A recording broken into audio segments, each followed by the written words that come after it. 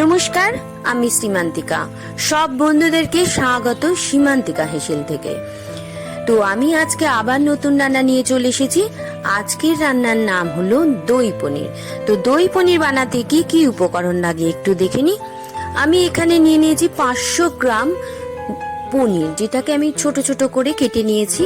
এখানে নিয়ে নিয়েছি একটা ক্যাপসিকাম ছোট ছোট করে কেটে নিয়েছি, দুটো টমেটো নিয়েছি ছোট ছোট করে কেটে, পোস্ত, কাজু, নুন, হলুদ, 4-5টা কাঁচা লঙ্কা, 100 গ্রাম টক দই, জিরে গুঁড়ো, হলুদ গুঁড়ো, আর সঙ্গে নিয়ে নিয়েছি গ্রেট করে রাখা আদা, আর নিয়েছি তেজপাতা, গোটা জিরে, শুকনো লঙ্কা।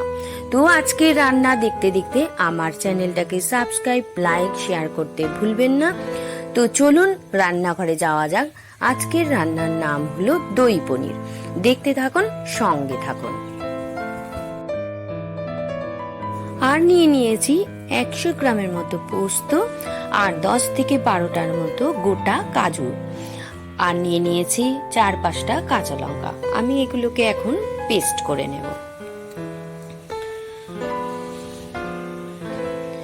এর মধ্যে দিয়ে দেব এখন পুরো পোস্তটা, আর দিয়ে দেব কাজু বাদাম।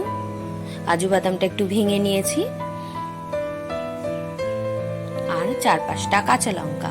এইটা দিয়ে এখন আমি মিক্সিতে পেস্ট করে নিয়ে চলে আসছি। পেস্ট করে নেওয়া হয়ে গেছে। এখন আমি এটা একটা পাত্রের মধ্যে ঢেলে নেব।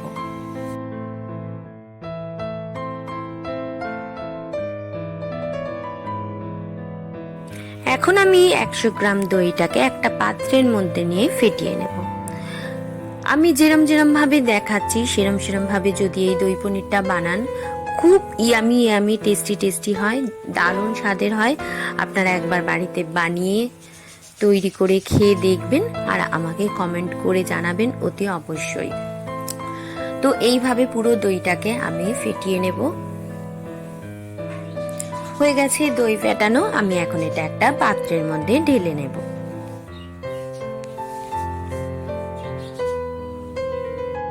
আমি এখানে ইন্ডাকশন ওভেনটা জ্বালিয়ে কড়াটা বসিয়ে দিয়েছি। আমি এখন এর মধ্যে 150 গ্রাম সাদা তেল ঢেলে দেব।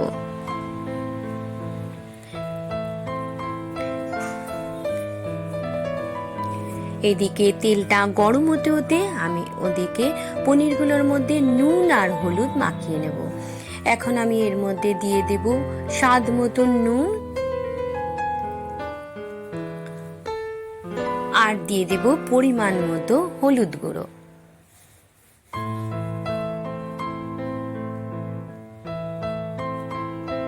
নুন আর হলুদ দেওয়া হয়ে গেছে। এখন ভালো করে পনিরটাকে মাখিয়ে নেব।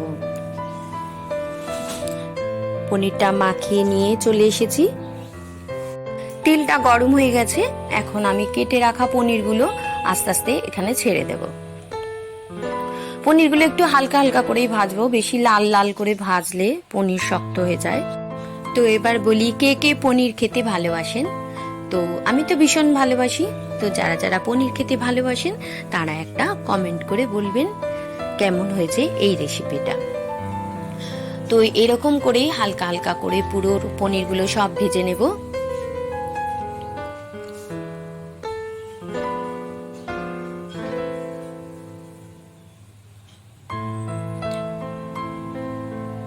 পনিরগুলো ভাজা হয়ে গেছে। এখন আমি একটা পাত্রের মধ্যে তুলে নেব।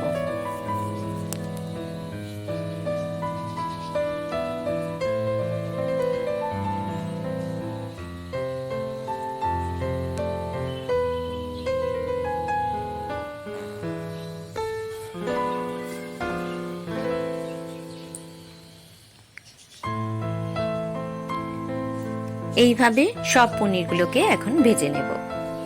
ভেজে নেওয়া হয়ে গেছে।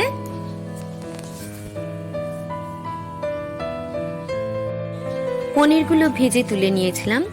সেই পনির ভাজা তেলের মধ্যেই এখন দিয়ে দেব গোটা জিরে 1/2 চামচের মতো,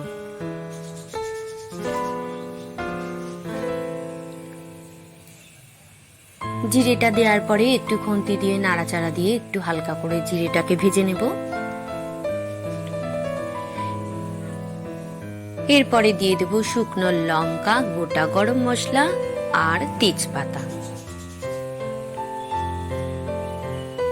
এরপরে ভালো করে নাড়াচাড়া দিয়ে একটু হালকা ভেজে নেব এগুলোকে। এরপরে দিয়ে দেব কেটে রাখা ক্যাপসিকাম। ক্যাপসিকামটাকেও একটু হালকা হালকা করে ভেজে নেব আগে।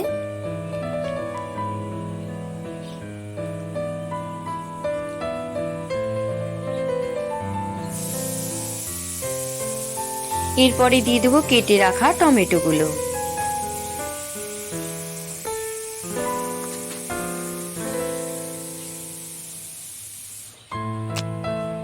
টমেটো আর ক্যাপসিকাম ভাজা হয়ে গেছে। এখন এর মধ্যে দিয়ে দেব কড়াইশুঁটি গুলো।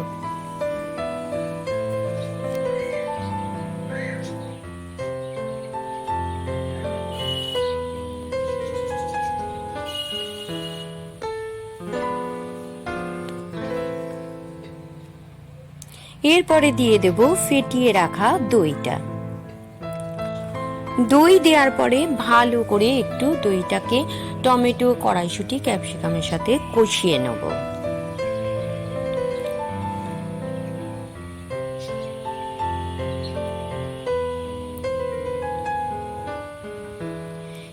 এরপরে দিয়ে দেব বেটে রাখা পোস্তটা।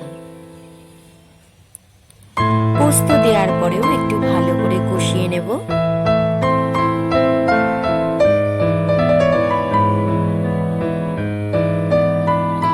এরপরে দিয়ে দেব পরিমাণ মতো হলুদ গুঁড়ো। এরপরে দিয়ে দেব হাফ চামচের মতো জিরে গুঁড়ো, হাফ চামচের মতো ধনে গুঁড়ো, আর এখন দিয়ে দেব গ্রেট করে রাখা আদা, স্বাদ মতো নুন আর চিনি দেওয়ার পরে মশলাটাকে 5 মিনিটের মতো ভালো করে কষিয়ে নেব। যেহেতু আমি লঙ্কা গুঁড়ো খাই না, তাই আমি এখানে কাঁচা লঙ্কা বেটে নিয়েছি পোস্তর সাথে। আপনারা বেশি ঝাল খেলে লঙ্কা গুঁড়োও দিতে পারেন।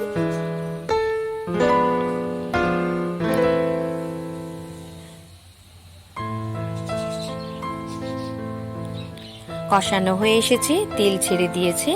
এখন আমি দিয়ে দেব যে বাটিতে পোস্ত রেখেছিলাম সেই পোস্ত বাটা ধুয়ে নেওয়া জলটা। দেওয়ার পরে একটু ভালো করে কষিয়ে নেব।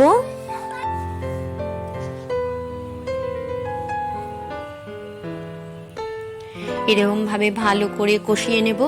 আস্তে আস্তে তেল ছাড়ছে। যত কষাবো ততই দই পনিরটা একটু টেস্ট বেশি হবে।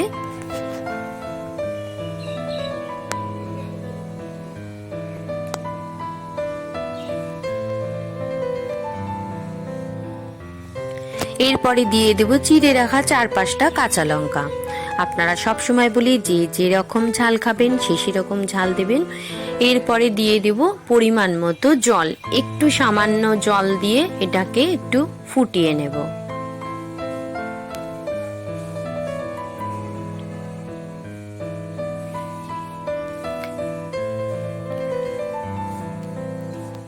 ফুটে গেছে গ্রেভিটা। এখন আমি এর মধ্যে দিয়ে দেব ভেজে রাখা পনিরগুলো। পনির দেওয়ার পরে ভালো করে নাড়াচাড়া দিয়ে মিশিয়ে নেব পনিরগুলোকে। ফুটে উঠেছে, আর পনিরগুলো দেওয়ার পরে আমি খুব জোর হলে 5 মিনিট ফোটাবো। এরপরে দিয়ে দেব গুঁড়ো গরম মশলা। গুঁড়ো গরম মশলা দেওয়ার পরেও একটু নাড়াচাড়া দিয়ে নেব।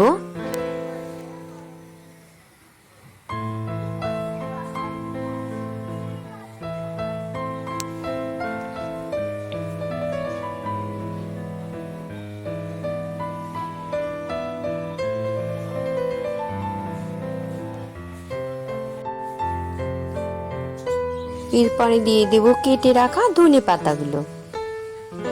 ধনে পাতা দেওয়ার পরেও একটু ভালো করে নাড়াচাড়া দিয়ে নেব। একটু ভালো করে নাড়াচাড়া দিয়ে একটু ফুটিয়ে নেব। খুব সুন্দর গন্ধ বেরোচ্ছে, ইয়ামি ইয়ামি, টেস্টি টেস্টি। এত ভালো গন্ধ বেরোচ্ছে যে কি বলবো, মনে হচ্ছে এক্ষুনি নিয়ে খেয়ে ফেলি। তো আপনারা এটা বানিয়ে পরোটার সাথে, রুটির সাথে বা যে কোনো রাইস বা ভাতের সাথে খেতে পারেন, সব কিছুর সাথেই এটা খেতে পারবেন। তো আমি এখন ইন্ডাকশন ওভেনটা বন্ধ করে এটা একটা পাত্রের মধ্যে নামিয়ে নিলাম। দেখুন কি সুন্দর দেখতে হয়েছে, ইয়ামি ইয়ামি, টেস্টি টেস্টি। তো এখন এর উপরে এক টুকরো বাটার দিয়ে দেব। রেডি হয়ে গেছে পুরো রান্নাটাই। তো আজ আসি, আবার আসবো নতুন রান্না নিয়ে। ততক্ষণ আপনারা সাবধানে থাকবেন, ভালো থাকবেন, সুস্থ থাকবেন।